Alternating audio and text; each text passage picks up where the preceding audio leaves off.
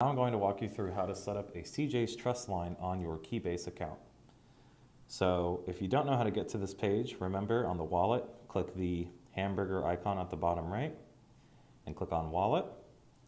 And then under the send, receive, and buy, there will be a little section that says your assets and then manage in parentheses. Click on the word manage. This menu will pop up. Go to the top and click on search assets and type in CJS and you will see the CJs. Click accept.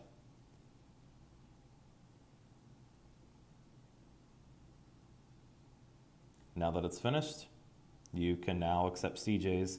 You can now accept the CJ's cryptocurrency on this wallet. So if you want to receive CJs, all you need to do is give your friend or whoever is sending you CJs either this address or this federated Stellar address. We recommend just using this address. You can use either one, but I usually use either the QR code or the Stellar address.